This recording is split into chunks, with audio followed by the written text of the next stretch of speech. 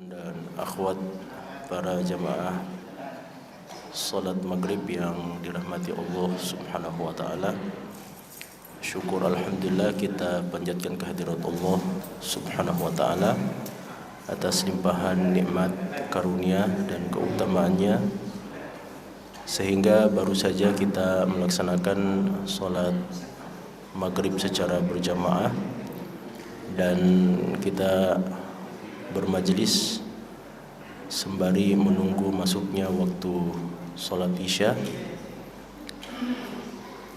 tentu saja dengan mengharapkan keutamaan yang disebutkan oleh Rasulullah sallallahu alaihi wasallam di dalam hadis yang sahih riwayat Abu Hurairah, bahwasanya Rasulullah sallallahu alaihi wasallam bersabda, wala yazalu rajulu fi sholati man tadhara shalah, dan seseorang itu akan tetap tercatat sebagai orang yang mengerjakan ibadah solat selama mereka menunggu masuknya waktu solat yang berikutnya.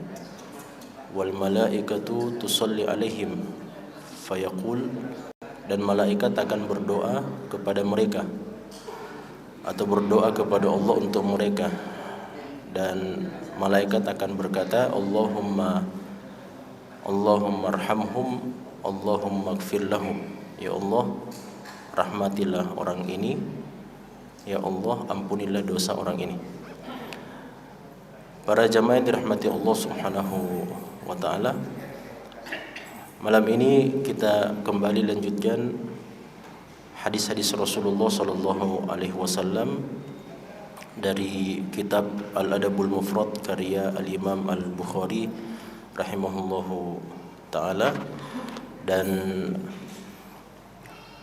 masih kita akan sempurnakan pembahasan yang sebelumnya, karena pembahasan yang sebelumnya kita baru membahas hadis intinya sebenarnya atau hadis utamanya, yang dari hadis itu Imam Bukhari rahimahullahu ta'ala memberi judul bab ini ya, dengan judul bab al-waladu mabkhalatun majbanatun. Ini kalau kita masih ingat pertemuan yang sebelumnya jamaah sekalian, kita jelaskan hadis dari Nabi, hadis yang sahih dari Nabi SAW, bahwa Rasulullah bersabda, innal walada, sesungguhnya anak, mabkhalatun majbanatun, adalah sumber atau penyebab orang tuanya akan menjadi bakhil, dan menjadi penyebab orang tuanya akan menjadi pengecut ya.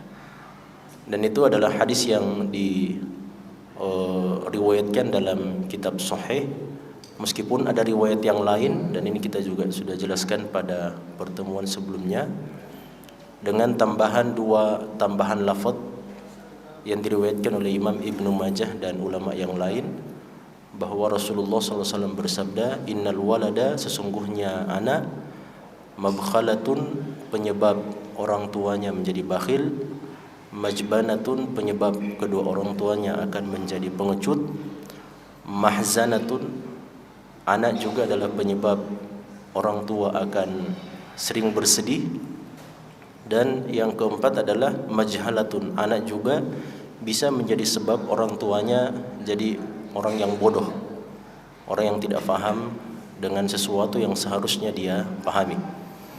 Jadi ini yang kemarin kita sempat jelaskan jemaah sekalian. Padahal sebenarnya bab ini itu mengangkat dua hadis yang berbeda.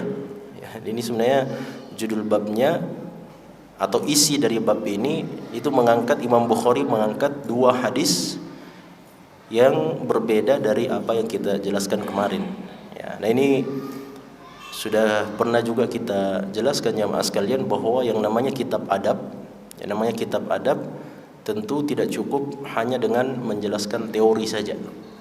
Makanya Imam Bukhari menyertakan, selain ada hadis-hadis yang berisi teori, sabda-sabda kenabian, karena memang ini adalah buku kumpulan hadis-hadis Nabi SAW, maka Imam Bukhari juga memasukkan hadis-hadis yang diriwayatkan, entah itu dari Nabi Muhammad tapi berisi praktek dari adab tersebut, atau penjelasan terhadap adab tersebut, ataukah Imam Bukhari rahimahullah ta'ala mengangkat hadis yang mauquf hadis mauquf dari sahabat, baik itu perkataan sahabat, perbuatan sahabat, atau pengalaman hidupnya sahabat.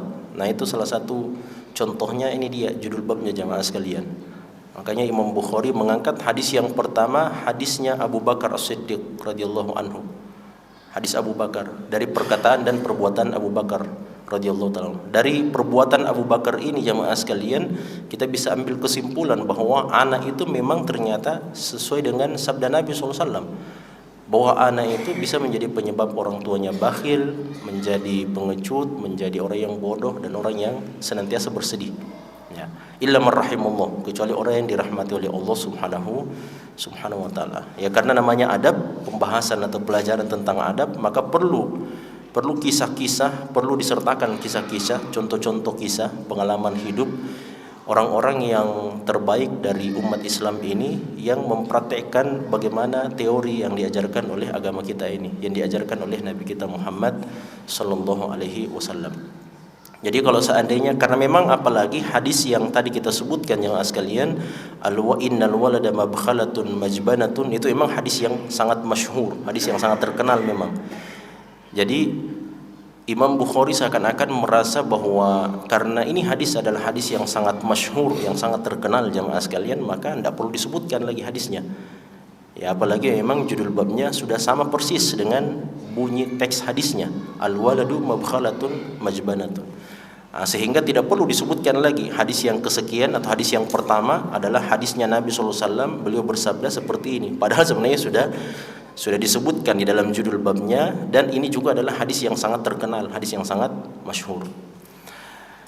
Nah, jadi di sini jamaah sekalian, Imam Bukhari rahimahullah taala mengangkat hadis yang ke-61 yang diriwayatkan dari Aisyah radhiyallahu taala anha.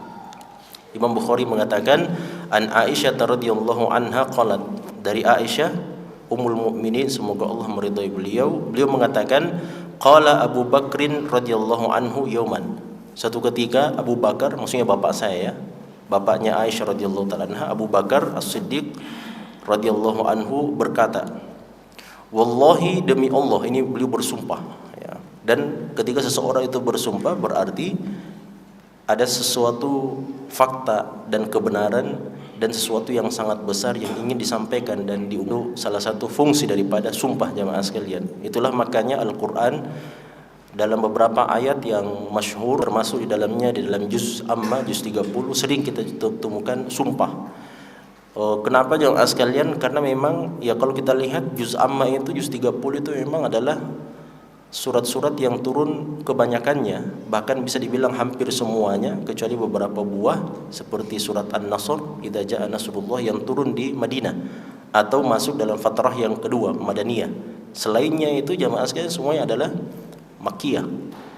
Dan kalau kita lihat jamaah sekalian, surat-surat di dalam juz 30 ini kebanyakan memang menyebutkan apa? Sumpah. Ya, karena memang ini adalah surat-surat yang turun kepada Nabi di awal-awal keislaman. Dan itu adalah berbicara tentang masalah keimanan. Ya, masalah keimanan jamaah sekalian tentu saja sesuatu yang paling bertolak belakang dengan kepercayaan orang-orang kafir Quraisy di masa itu, orang-orang jahiliyah. Makanya sering datang sumpah-sumpah itu jamaah sekalian untuk menekankan, untuk menguatkan bahwa apa yang disampaikan oleh Nabi Muhammad ini adalah sebuah kebenaran. Makanya muncul banyak sumpah di dalam surat-surat yang paling pertama kali turun kepada Nabi Muhammad SAW. Nah, di sini Abu Bakar As-Siddiq bersumpah dengan mengatakan, ma'ala wajhil ardi, tidak ada di muka bumi ini. Ya, jadi ini adalah bentuk penafian dari Abu Bakar As-Siddiq. Beliau menafikan ya, ma'ala wajhil ardi, tidak ada di muka bumi ini. Artinya dia menafikan. Sama mirip-mirip kalau kita bilang la ilaha illallah. La ilaha illallah itu kan dua rukunnya. Pertama adalah an-nafyu, penafian, dan yang kedua adalah al-itsbat. Jadi ini sama. Jadi beliau menafikan dulu. Jadi tidak ada orang di muka bumi ini. Ya. Kemudian beliau mengatakan rajulun ahabbu ilayya min Umar. Nah, jadi beliau mengatakan tidak ada orang di muka bumi ini yang lebih saya cintai dibandingkan dengan Umar. Nah, jadi setelah Abu Bakar As-Siddiq menafikan bahwa ada orang yang saya cintai di muka bumi ini, di seluruh dunia ini jamaah sekalian, baru datang penetapannya bahwa dari semua orang yang ada, maka yang paling saya cintai adalah siapa? Abu Bakar As-Siddiq radhiyallahu taala anhu. Nah, ini jamaah sekalian tentu saja kita harus fahami, bukan berarti bahwa Abu Bakar itu lebih cinta kepada Umar dibandingkan dengan Nabi Muhammad SAW. Ini kita sudah tentu langsung fahami bahwasanya Abu Bakar As-Siddiq tentu lebih mencintai Nabi kita Muhammad SAW. Tapi maksud daripada perkataan beliau ini adalah orang yang lain selain Nabi Muhammad SAW. Karena apa? Kecintaan kepada Nabi Muhammad SAW itu adalah bagian daripada cinta kepada Allah Subhanahu wa ta'ala. Nah, makanya jamaah sekalian, Allah SWT berfirman dalam surat Ali Imran, "Qul," katakan wahai Muhammad, "in kuntum," kalau kalian tuhibbunallaha, mengaku cinta kepada Allah, fattabi'uni, maka ikuti saya. Bagaimana maksudnya itu ayat jamaah sekalian? Allah perintahkan kepada Nabi Muhammad, "Wahai Muhammad, sampaikan kepada orang-orang Nasrani." Sebenarnya ini ayat turun kepada Nabi Muhammad tentang beberapa orang Nasrani yang datang dari daerah Najd, yang datang dari daerah barat Jazirah Arab, dan kebanyakan memang mereka adalah orang-orang Nasrani. Mereka datang kepada Nabi SAW dan mengaku bahwa kalau engkau wahai Muhammad mengaku cinta kepada Allah, maka kami juga cinta kepada Allah subhanahu wa ta'ala. Karena kan kita tahu jamaah sekalian, mereka itu orang-orang Nasrani adalah orang yang mengakui penyembahan kepada Allah subhanahu wa ta'ala. Hanya saja mereka membagi penyembahan itu menjadi tiga penyembahan. Mereka menyembah kepada kepada Tuhan Bapa, kemudian Tuhan Anak, dan Tuhan Roh Kudus. Namun mereka menyembah kepada Allah Subhanahu wa ta'ala. Hanya saja mereka melakukan kesyirikan dari sisi mereka menyembah juga kepada Nabi Isa alaihissalam. Nah, mereka datang kepada Nabi dan mengatakan, "Wahai Muhammad, kalau kamu mengaku cinta kepada Allah Subhanahu wa ta'ala, kepada Tuhanmu, maka kami juga cinta kepada Tuhan, kepada Allah Subhanahu wa ta'ala." Makanya turun ayat itu jemaah sekalian. Allah perintahkan, "Qul," katakan wahai Muhammad kepada mereka, "in kuntum tuhibbunallah," kalau kalian mengaku kalian cinta kepada Allah, fattabi'uni, maka ikuti saya. Maksudnya ikuti agamanya Nabi Muhammad SAW dan tinggalkan penyembahan kalian kepada Nabi Isa alaihissalam. Tapi kan yang namanya jemaah sekalian ayat Al-Quran itu kan sebagaimana kaidah ulama tafsir, al-ibratu bi umumil lafzi la bi khususis sabab. Jadi sebabnya ini kita tinggalkan jemaah sekalian, atau tidak diambil kaidahnya atau faidahnya berdasarkan sebabnya, tapi berdasarkan keumuman lafadznya. Jadi ayat ini berlaku bagi siapapun yang mengaku bahwa saya cinta kepada Allah Subhanahu wa ta'ala. Nah, bagaimana tanzilnya, bagaimana bentuk penerapannya ayat ini jemaah sekalian? Penerapannya sebenarnya, kalau ada yang mengaku cinta kepada Allah Subhanahu wa ta'ala, maka seharusnya mereka cinta kepada Nabi dan Rasulnya, yaitu Nabi Muhammad SAW. Dan orang yang cinta kepada Nabi dan Rasul Allah Subhanahu wa ta'ala seharusnya itu diikuti. Jelas ya? Jadi sebenarnya jemaah sekalian ada rantai yang Allah SWT sembunyikan di situ, bukan terputus ya, yang Allah sembunyikan di situ. Jadi rantainya sebenarnya mas sekalian, kalau ada orang yang mengaku saya cinta kepada Allah, maka cinta kita kepada Allah seharusnya mengharuskan kita cinta kepada Nabi Muhammad, kepada orang yang diutus oleh Allah Subhanahu wa ta'ala. Dan kalau kita mengaku cinta kepada Nabi Muhammad SAW, maka seharusnya diikuti. Makanya bunyi ayatnya, "Qul in kuntum tuhibbunallaha fattabi'uni." Kalau kalian mengaku cinta kepada Allah SWT, maka ikuti saya. Karena kalau cinta kepada Allah, maka harusnya cinta kepada Nabi SAW. Dan kalau kita cinta kepada Nabi, maka itu mengharuskan kita untuk ittiba kepada Nabi Muhammad SAW. Jadi sebenarnya perkataan Abu Bakar di sini jamaah sekalian, beliau sebenarnya mengeluarkan ya. Jadi Nabi Muhammad itu dikeluarkan jamaah sekalian dari perkataan beliau ini. Ini berbicara tentang masalah siapa orang yang lebih dicintai oleh Abu Bakar As-Siddiq dari sisi keimanan mereka, ketakwaan mereka kepada Allah dan seterusnya. Karena yang dilihat oleh Allah Subhanahu wa taala sebagaimana sabda Nabi SAW dalam hadis Muslim, jamaah sekalian, Nabi mengatakan innallaha la yanzuru ila suwarikum wala ila ajsamikum walakin yanzuru ila qulubikum wa amalikum. Jadi Allah itu tidak melihat bagaimana bentuk rupa kita, siapa yang gagah, siapa yang jelek, siapa yang cantik dan seterusnya. Dan Allah juga tidak melihat siapa yang paling besar badannya, siapa yang kurus, siapa yang sispek dan seterusnya. Allah tidak melihat itu semua. Yang dilihat oleh Allah adalah bagaimana kebersihan dan kebeningan hati orang itu, dan bagaimana kebersihan hati tersebut mewariskan amalan perbuatan yang soleh. Nah, jadi patokannya di sisi Allah cuma dua saja. Yang pertama adalah keimanan dan ketakwaan kepada Allah, dan yang kedua adalah amalan solehnya.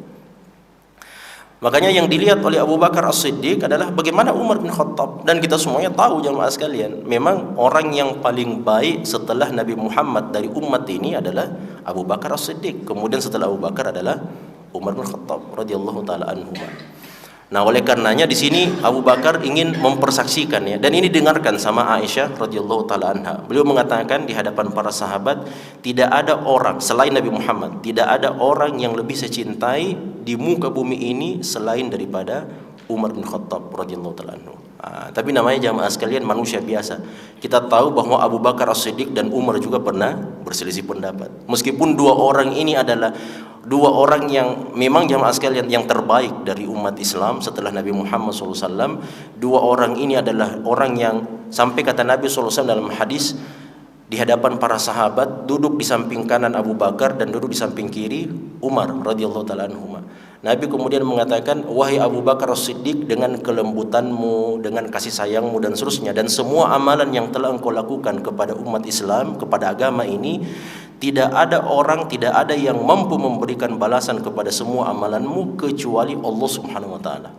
Karena Nabi Muhammad itu jamaah sekalian, beliau itu selalu kalau ada orang yang berbuat baik kepada umat Islam, kepada para sahabat secara khusus, atau memberikan khidmat kepada agama Allah Subhanahu wa taala, apapun itu khidmatnya jamaah sekalian, maka Nabi itu selalu berusaha untuk memberikan balasan kepada dia.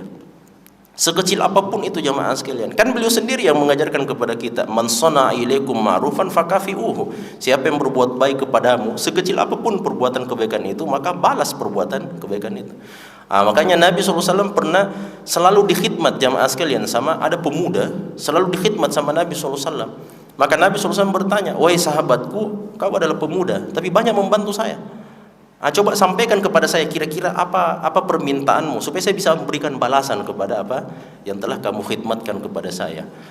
Sahabat ini anak muda jamaah sekalian. Ya, kalau model-model kita barangkali sudah terfikir bagaimana kita bisa dapat rumah besar, Ferrari, apa dan sebagainya dan seterusnya. Barangkali itu yang kita fikir. Tapi anak muda ini luar biasa. Kefaqihan dan kecerdasannya di dalam agama Islam ini, permintaannya di luar kemampuan Nabi Muhammad SAW. Padahal Nabi Muhammad barangkali mengira ya mungkin dia mau minta uang, mungkin dia mau minta apa dan sebagainya. Tapi jamaah sekalian, sahabat ini berfikir-fikir, akhirnya beberapa kali diminta sama Nabi SAW jamaah sekalian.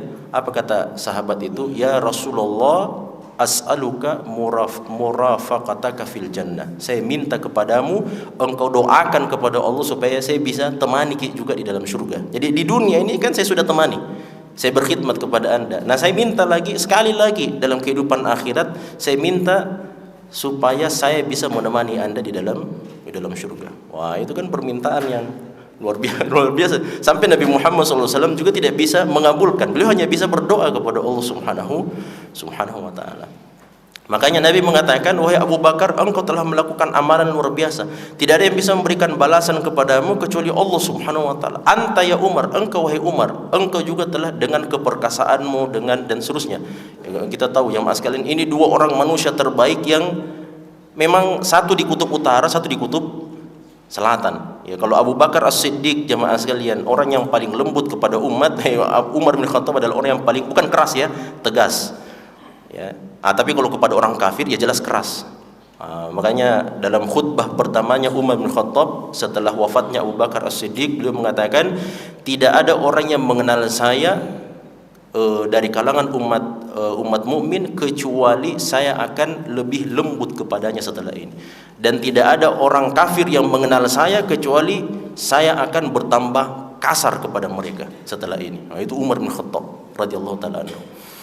Kata Nabi SAW, tidak ada yang bisa memberikan balasan dengan semua khidmat yang kamu berikan wahai Umar kecuali Allah Subhanahu wa taala. Kemudian dirangkul sama Nabi di hadapan semua sahabat, coba.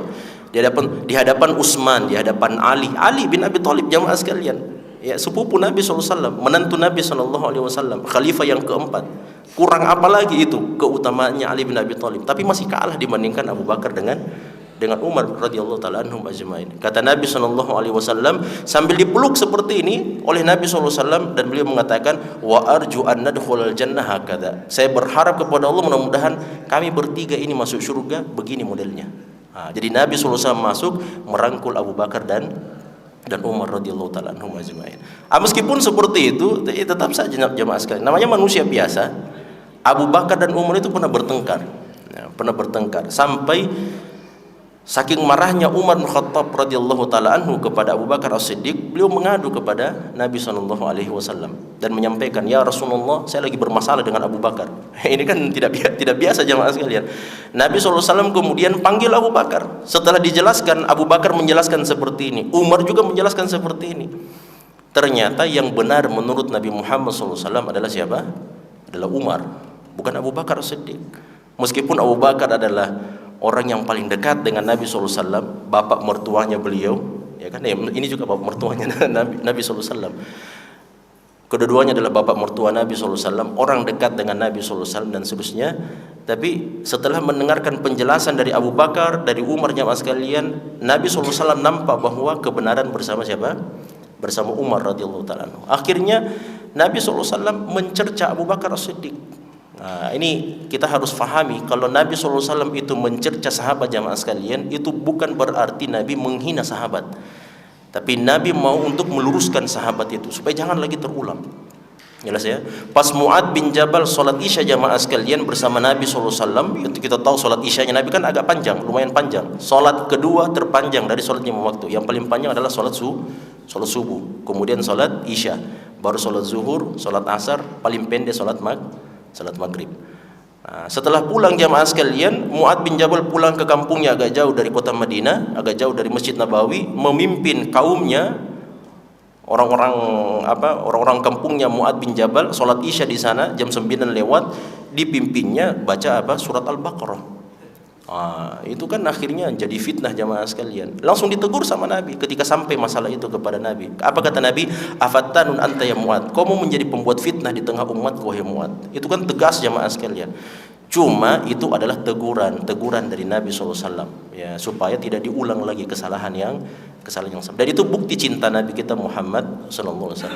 Nabi tegur Abu Bakar, jamaah sekalian, dan begitu keras, begitu tegas teguran Nabi kepada Abu Bakar As-Siddiq radhiyallahu taala anhu, karena ini yang bermasalah dengan siapa? Dengan Umar bin Khattab, juga orang yang mulia, juga kekasih Nabi SAW, juga orang yang terdekat dengan Nabi SAW. Maka ditegur tegas. Sampai apa? Bagaimana akhirnya, jamaah sekalian? Akhirnya Umar bin Khattab kemudian, siapa yang menangis dalam ceritanya ini, jamaah sekalian? Apakah Nabi Muhammad? Bukan. Abu Bakar yang menangis? Bukan. Yang menangis justru apa? Umar bin Khattab. Justru Umar bin Khattab yang menangis, dan menangis, ya Allah, kenapa saya laporkan ini kepada Nabi SAW? Kasihan saya lihat Abu Bakar As-Siddiq. Nah, itu kelihatannya bagaimana setelah sebelumnya, jamaah sekalian, ada sedikit clash antara Abu Bakar dan Umar bin Khattab radhiyallahu taala anhuma, namun ketika kembali kepada Nabi SAW, semuanya itu langsung berubah menjadi mahabbah imaniyah, menjadi kecintaan. Justru itulah kejadian yang seperti itu yang semakin mengeratkan ukhuwah di antara keduanya. Nah, itu makanya Abu Bakar mengatakan, tidak ada orang di muka bumi ini yang lebih saya cintai dibandingkan Umar bin Khattab radhiyallahu taala anhu. Kemudian apa kata Abu Bakar? Falamma kharaja qala. Setelah Abu Bakar As-Siddiq keluar dari tempat tersebut, ada Aisyah di dalamnya, didengarkan sama Aisyah. Setelah keluar, jamaah sekalian, barangkali Abu Bakar As-Siddiq sempat berpikir dengan apa yang beliau katakan. Tiba-tiba beliau masuk. Beliau kembali lagi ke dalam majlis tersebut. Faqala, kemudian beliau mengatakan, "Kaifa halaftu ay bunayya?" Dia panggil anaknya, Aisyah. "Wahai anakku Aisyah, bagaimana tadi bunyi sumpah saya?" Kalau kita ulangi, beliau bersumpah, demi Allah tidak ada orang di muka bumi ini lebih saya cintai daripada siapa? Daripada Umar radhiyallahu taala anhu. Apa kata Abu Bakar As-Siddiq? Faqultu lahu. Aisyah mengatakan, maka saya sampaikan, saya ulangi perkataan bapak saya Abu Bakar As-Siddiq, saya ulangi kepada beliau apa yang beliau sampaikan sebelumnya. Maka apa kata Abu Bakar As-Siddiq? Faqala a'azzu alayya wal waladu al-watu. Kata Abu Bakar As-Siddiq radhiyallahu ta'ala anhu. Ini kefakihan Abu Bakar jamaah sekalian. Beliau katakan apa? Saya ralat itu perkataan. Beliau mengatakan tidak ada orang yang lebih mulia di sisi saya dibandingkan siapa? Dibandingkan Umar. Bukan ahabbu ilayya. Ahabbu itu artinya orang yang lebih saya cintai atau orang yang paling saya cintai. Tidak ada orang yang paling saya cintai di muka bumi ini kecuali Umar bin Khattab radhiyallahu ta'ala anhu. Ternyata dirubah sama Abu Bakar As-Siddiq. Diubah sama Abu Bakar. Apa kata beliau jamaah sekalian? Saya ubah. Bukan orang yang paling saya cintai, tapi orang yang paling mulia di sisi saya. Jadi tidak ada, beliau katakan, tidak ada orang yang paling mulia di sisi saya kecuali siapa? Umar bin Khattab radhiyallahu ta'ala anhu. Kenapa jamaah sekalian? Di sini disampaikan jawabannya. Ini berkaitan juga dengan pembahasan kita. Apa kata Abu Bakar? Wal waladu al watu. Kenapa? Karena anak itu jauh lebih dicintai oleh orang tuanya. Nah, ini menjelaskan al-waladu mabkhalatun majbanatun mahzanatun majhalatun. Bahwasanya anak itu jamaah sekalian, dia yang paling dicintai, dia yang paling disayang, dia yang paling dan seterusnya. Itu anak jamaah sekalian. Karena ya seperti yang kita bilang kemarin, anak itu adalah tabungan hidup kita. Hidup mati kita itulah tabungan kita jamaah sekalian. Kita hidup sebentar kita mati, tabungan kita bukan uang yang bermiliar berjuta-juta, bukan itu. Itu tidak ada. Itu semuanya nanti kalau anak-anak kita baik, alhamdulillah, yang mewarisi harta tersebut adalah orang-orang yang baik, insya Allah juga akan berpahala nanti. Tapi kalau yang mewarisi adalah anak-anak kita yang jahat jamaah sekalian, wah, semua harta warisan yang kita tinggalkan itu semuanya tidak akan berpahala sama sekali, tidak akan berpahala. Karena apa? Mereka adalah anak-anak yang tidak baik, tidak taat kepada Allah Subhanahu wa taala. Jadi Abu Bakar As-Siddiq dalam hadis ini jamaah sekalian, beliau menunjukkan, beliau mau menjelaskan kepada kita melalui perkataan beliau ini bahwasanya memang sangat betul sabda Nabi Shallallahu Alaihi Wasallam itu, bahwasanya anak itu jamaah sekalian adalah orang yang paling dekat dengan kita, orang yang paling dekat dengan kita, anak laki-laki, anak perempuan, dekat kepada kedua orang tuanya, kepada ibu, kepada bapak. Makanya dalam Al-Quran Allah mengatakan zuyyina lin-nasi hubbus syahawati zuyyina lin-nasi hubbus syahawati minan nisa'i wal banin. Perempuan dulu kan? Ya, perempuan dulu. Perempuan jamaah sekalian, kemudian setelah itu apa? Al-banin. Anak-anak, anak keturunan. Karena memang itulah yang kita cintai. Di antara dunia, dari semua nikmat yang ada di dunia ini jamaah sekalian, memang yang paling dicintai oleh manusia. Dan ini fitrahnya jamaah sekalian. Fitrahnya bahwa orang tua pasti cinta kepada anaknya. Itulah makanya dalam hadis Umar bin Khattab, Nabi SAW mengatakan la yuqadul walidu bil waladi. Tidak ditegakkan hukuman kisos kepada bapak atau ibu kalau dia membunuh anaknya. Ini meskipun khilaf jamaah sekalian. Ini khilaf. Sebagian ulama mengatakan sebagian ulama Malikiyah seperti Imam Malik sendiri mengatakan bahwasanya tetap dikisos, tapi kebanyakan ulama, jumhur, mayoritas ulama mengatakan bahwa bapak ibu seandainya kalau dia membunuh anaknya sendiri, maka sang bapak dan sang ibu tidak ditegakkan hukuman kisos kepadanya. Tapi bukan berarti dibiarkan begitu saja, tidak diberikan hukum sama pemerintah, tetap diberikan hukum jamaah sekalian karena dia membunuh. Tapi apakah, karena kan hukum kisos dalam agama kita, kalau ada yang membunuh jamaah sekalian, membunuh orang lain secara sengaja, maka tentu si pembunuh harus ditegakkan hukuman kisos. Tapi kalau si pelaku ini adalah orang tua jamaah sekalian, maka tidak ditegakkan, meskipun diberikan hukuman ta'zir, hukuman yang lain. Nah, di penjara dan sebagainya.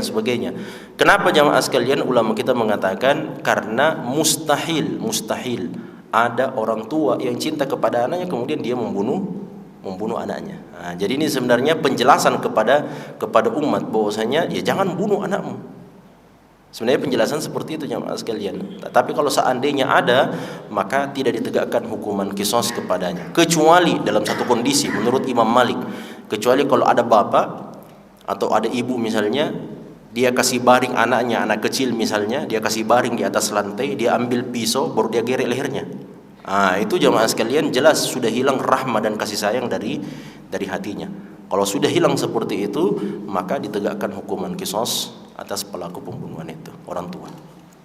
Nah, jamaah dirahmati Allah Subhanahu wa taala. Ini hadis yang pertama dari bab al-waladu mabkhalatun majbanatun. Ada hadis yang kedua jamaah sekalian, hadis 62. Berkata Imam Bukhari rahimahullah taala, an Ibni Abi Nu'min qala, dari Ibnu Abi Nu'min. Beliau mengatakan, kuntu syahidan Ibnu Umar. Suatu ketika saya berada duduk di samping majelisnya Ibnu Umar ya, Abdullah bin Umar radhiyallahu taala anhu. Id sa'alahu rajulun an damil ba'udah. Ini kalau saya tidak salah hadisnya pernah kita sampaikan, meskipun secara singkat kita sampaikan, yang sekali kita ceritakan. Jadi Ibnu Umar itu sementara duduk bermajelis jamaah sekalian bersama sahabat-sahabatnya, termasuk orang ini Ibnu Abi Nu'am ini, kemudian tiba-tiba saja datang seseorang. Ya, datang seseorang.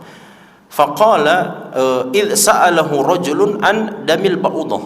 Orang itu ternyata bertanya kepada Ibnu Umar, karena Ibnu Umar jamaah sekalian salah seorang sahabat Nabi yang juga termasuk di antara sahabat yang selain banyak meriwayatkan hadis dari Nabi, juga banyak memberikan fatwa. Ya.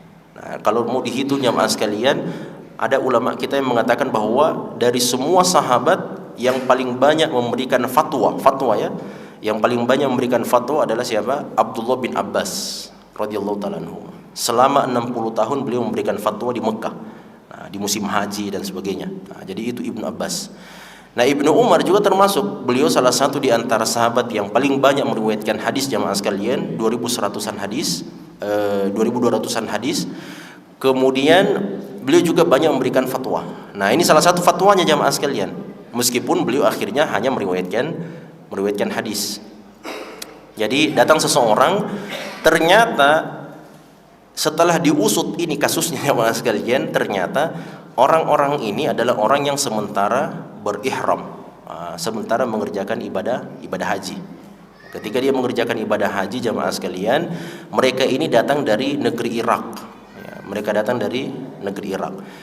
Jadi ketika mereka datang dari Irak, kemudian mereka datang ke tanah suci, lalu kemudian pada saat mereka menjalankan masa ibadah haji itu jamaah sekalian, ternyata salah seorang di antara kawanan-kawanan ini, orang-orang ini, ternyata ada salah seorang di antara mereka yang membunuh seekor nyamuk. Jadi barangkali dia merasa terganggu, ada nyamuk yang terbang di mukanya barangkali, akhirnya dia merasa terganggu, dibunuh nyamuk itu jamaah sekalian. Dalam riwayat yang lain dikatakan bahwa yang dibunuh itu bukan nyamuk, tapi adalah seekor lalat.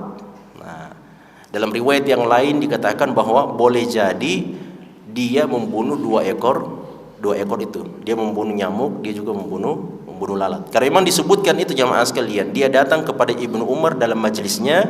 Ibnu Umar kan di Madinah.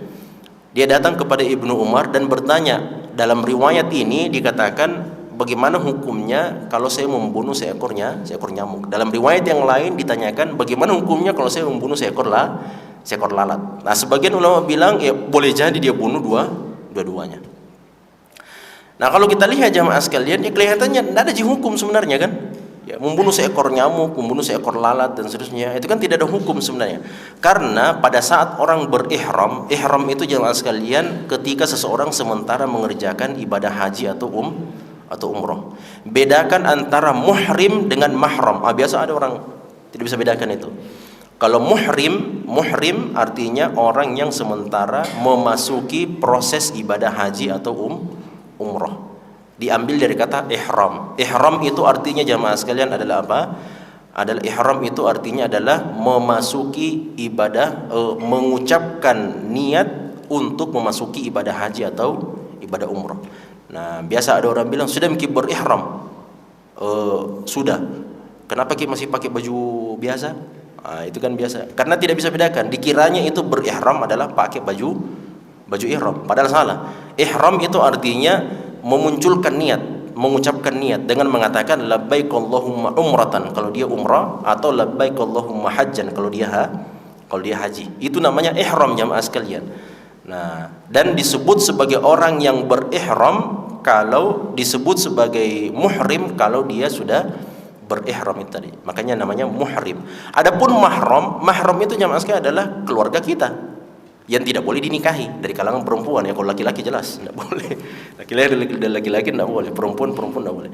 Nah, itu namanya mahram. Jadi saya misalnya dengan ibu, dengan nenek, dengan anak perempuan sendiri, dengan tante, bibi, dengan keponakan, itu semuanya mahram, semuanya itu. Itu semuanya mahram. Yang bukan mahram jamaah sekalian seperti sepupu misalnya, sepupu perempuan, itu bukan mahram karena boleh dinikahi.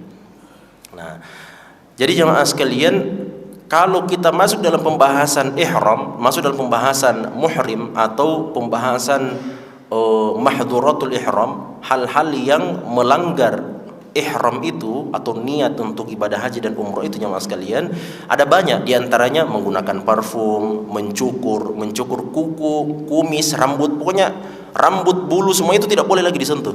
Ya, tidak boleh lagi disentuh. Menutup kepala untuk laki-laki itu juga tidak boleh. Berpakaian yang berjahit membentuk tubuh itu juga tidak boleh untuk laki-laki. Untuk laki, kalau perempuan boleh. Ya, kalau perempuan. Kemudian jamaah sekalian, apalagi termasuk di antara pembatal ihram jamaah sekalian, apa itu? Berhubungan badan. Itu jelas ya, berhubungan badan dan sebagainya. Termasuk juga jamaah sekalian adalah memburu hewan buruan Mekah dan Madinah, tanah haram. Itu termasuk di antara pembatal ihram. Apa saja itu jamaah sekalian hewan buruannya? Contoh misalnya kambing dan sebagainya, hewan buruan, kambing, domba, unta dan sebagainya. Ya, termasuk bahkan sebagian ulama Saudi memfatwakan termasuk jamaah sekalian apa itu? burung merpati dan sebagainya. Itu tidak boleh diburu. Nah, itu tidak boleh diburu. Maksudnya tidak boleh diburu untuk ditangkap. Karena biasa ada video anak kecil kan, dia kasih makan itu burung merpati, baru dia kejar akhirnya, baru dikasih masuk di video kayak film India, baru diposting di Facebook, supaya kelihatan bahwa sementara ibadah umroh. Jadi kalau yang seperti itu tidak ada masalah jamaah sekalian. Tapi kalau dia memburu hewan itu, misalnya burung merpati itu, tujuannya untuk menyembelihnya dan mau dimakan, itu yang tidak diperbolehkan. Itu masuk pembatal ihram. Termasuk pembatal ihram jamaah sekalian adalah memotong pohon atau mematahkan ranting pohon yang ada di dalam perbatasan tanah haram. Kalau di luar perbatasan tanah haram itu tidak ada masalah. Tapi kalau di dalam maka tidak boleh. Nah, oleh karenanya jamaah sekalian, orang ini ketika dia sudah, tadi kita ceritakan ada lalat, ada nyamuk yang mengganggu, dia bunuh kan. Nah, dia anggapnya jamaah sekalian bahwasanya berburu hewan buruan itu termasuk apa? Nyamuk dengan lalat dan hewan-hewan kecil itu. Akhirnya dia datang kan meminta fatwa, istifta. Dia minta fatwa kepada Abdullah bin Umar.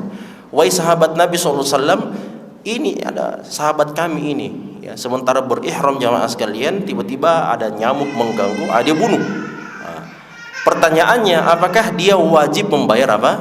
Membayar dam, ya kan? Karena kalau orang yang melanggar itu jamaah sekalian, kewajibannya membayar dam. Apa itu dam jamaah sekalian? 1 ekor kambing. Jelas ya, 1 ekor kambing itu 500 real. 500 real jamaah sekalian, 1 real sekarang 4.000 rupiah lebih. Kali nih berapa itu? Kurang lebih berapa itu? 2 juta. Jadi kambing masih lebih mahal di sini kambingnya kan? Iya, kalau di sini kambing berapa? 3 juta ya kurang lebih. Ya. Nah, oleh karena jamaah sekalian, karena salah faham, dia menganggap bahwasanya kalau saya bunuh ini nyamuk lalat, kayaknya saya harus bayar dam juga. Makanya minta fatwa sama Ibnu Umar. Ibnu Umar langsung bertanya jamaah sekalian, faqala mimman anta? Dari mana kita ini? Karena orang bodoh itu bertanya seperti ini jamaah sekalian. Orang tahu hukum fikih tidak mungkin bertanya seperti ini. Jelas ya?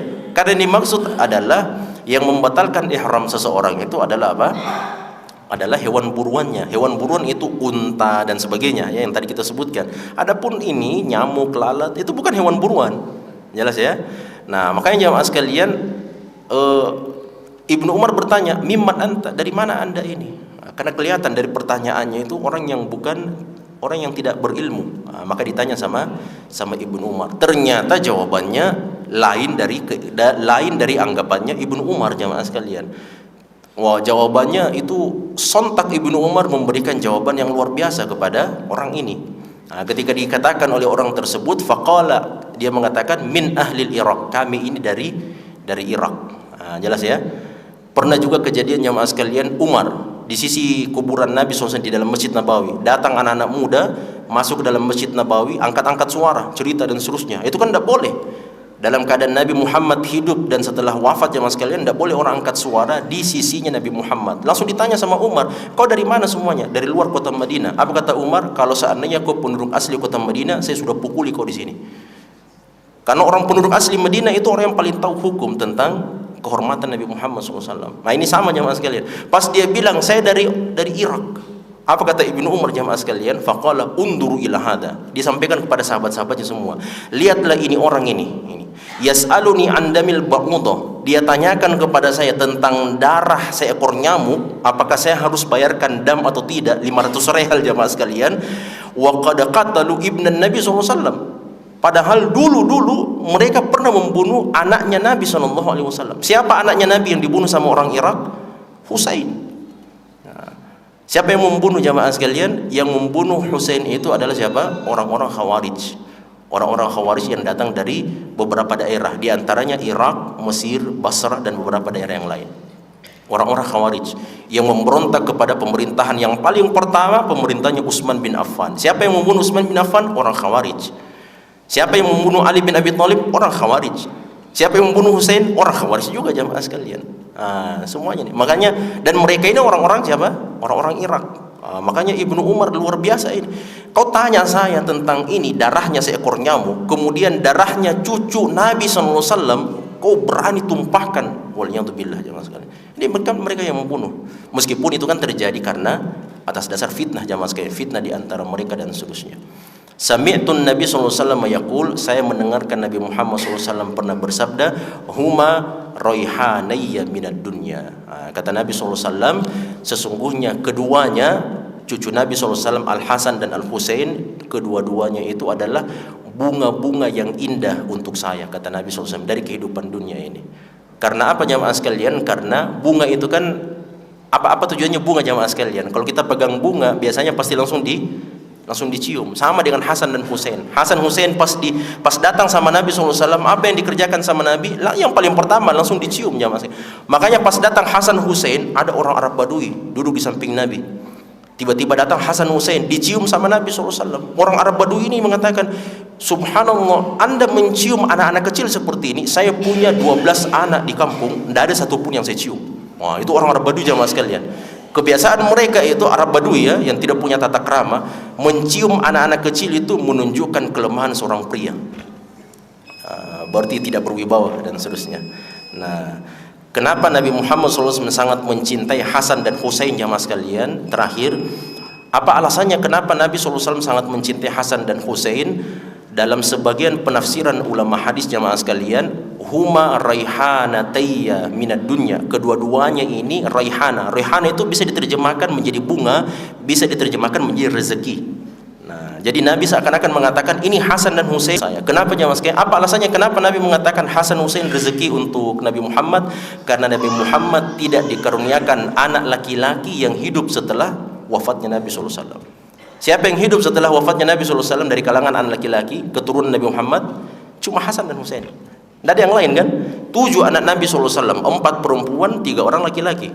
Dan 3-tiganya semuanya meninggal dunia. Ibrahim, Al-Qasim dengan Abdullah. Semuanya meninggal dunia. Yang hidup dari keturunan Nabi Muhammad SAW, kalangan laki-laki cuma 2 saja. Hasan dan Husain, yang paling dicintai, yang pernah hidup di masa Nabi SAW, yang paling dicintai. Nah, itulah makanya Nabi mengatakan inilah rezeki dari Allah untuk saya. Dari keturunan Hasan dan Husain ini jamaah sekalian, lahirlah keturunan Nabi Muhammad SAW, dan sebentar yang akan menunggu kita semuanya siapa itu? Imam Mahdi. Biidznillah taala, keturunan Nabi SAW di akhir zaman nanti. Ini jamaah sekalian pelajaran yang kita bisa sampaikan. Ternyata jamnya salah di sana, 15, jam 3 di sana. Subhanakallahumma hamdik asyhadu an la ilaha illa anta astaghfiruka wa atubu ilaik. Wassalamualaikum warahmatullahi wabarakatuh.